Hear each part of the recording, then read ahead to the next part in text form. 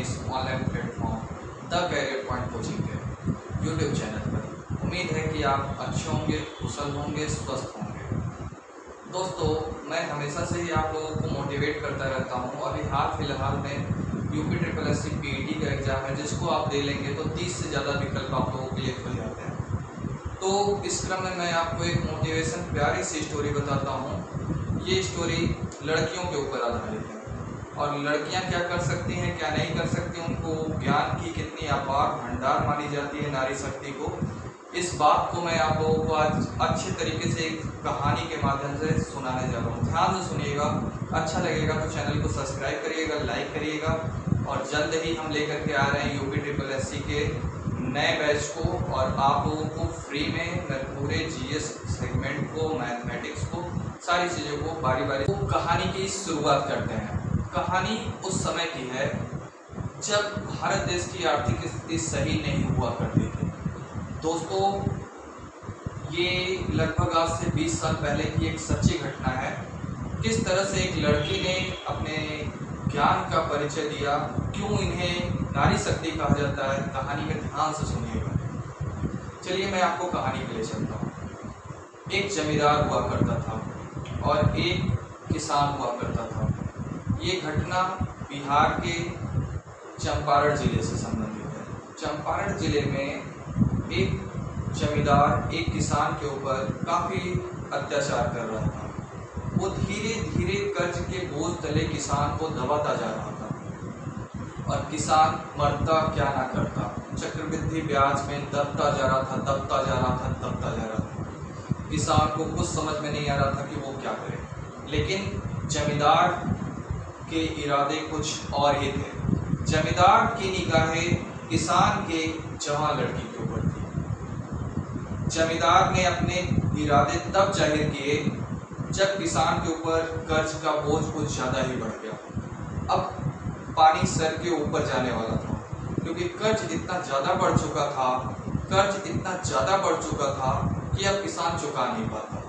तो जमींदार एक दिन किसान के घर आता है और बैठ करके किसान के सामने अपने इरादे जाहिर करता है कि या तो तुम अपनी लड़की का मेरे से शादी कर दो, मेरे साथ भेज दो, या तो तुम कर्जा चुका दो। अब किसान ने इसका विरोध किया, लेकिन किसान कर भी क्या कर सकता था। अब वो मना कैसे करे, वो तो बोझ की तले एकदम दब चुका था। उसकी ऐसी स्थिति नहीं थी कि वो कर्ज को लौटा सके।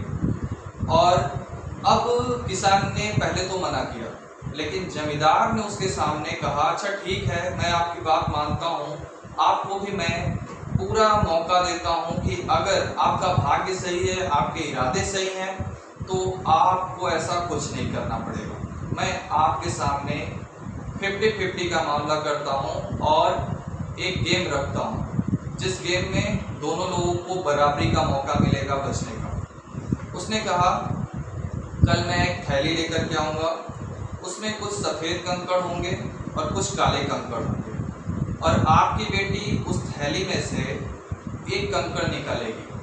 अगर कंकड़ सफ़ेद हुआ तो आपका कर्जा माफ़ हो जाएगा और आपको कर्ज भी नहीं भरना पड़ेगा और लड़की की शादी भी नहीं करनी पड़ेगी मेरे से। लेकिन अगर काला कंकड़ निकला तो आपको अपनी लड़की की शादी मुझसे करनी पड़ेगी, कर्ज नहीं देना। तो मिला जुला करके अगर सफ़ेद कंकड़ निकलता है तो लड़की की शादी नहीं करनी है जमींदार से, अगर काला कंकड़ निकलता है तो लड़की की शादी जमींदार से करनी है।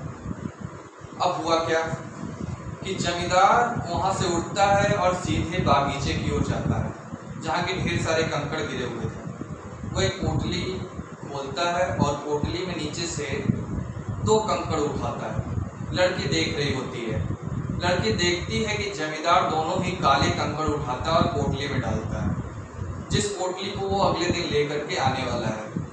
लड़की देखती है, लड़की समझ जाती है कि इसके इरादे नेक नहीं है। अब लड़की पूरी रात सोचती है कि क्या किया जाए। अब लड़की के सामने 3 उपाय थे, 3 रास्ते थे। अब आपको लग रहा होगा कि वो कौन से रास्ते हैं जो लड़की को बचा सकते हैं। लड़की के पास ये 3 रास्ते कौन कौन से थे।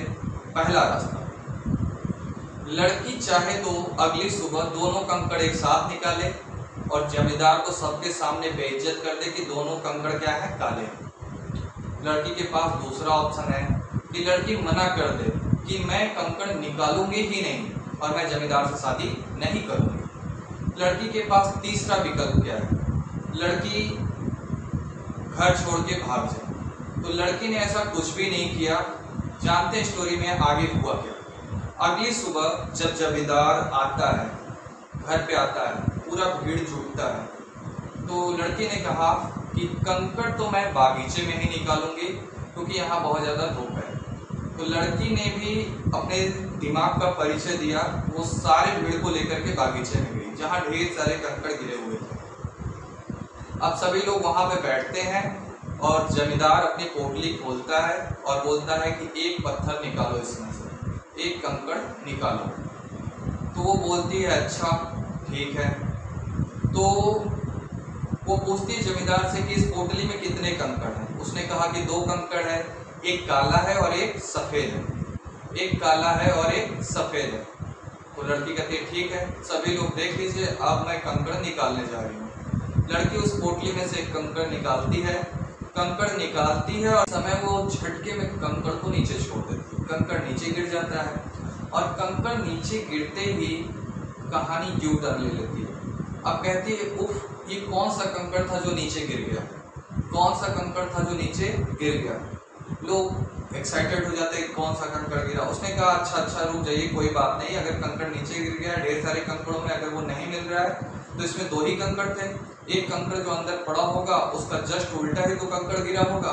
अब दूसरा कंकड़ निकालती है तो वो कंकड़ होता है काला। तो उसने कहा मतलब मैंने जो कंकड़ निकाला तो वो जाहिर सी बात है कि वो कंकड़ कैसा रहा होगा, सफेद।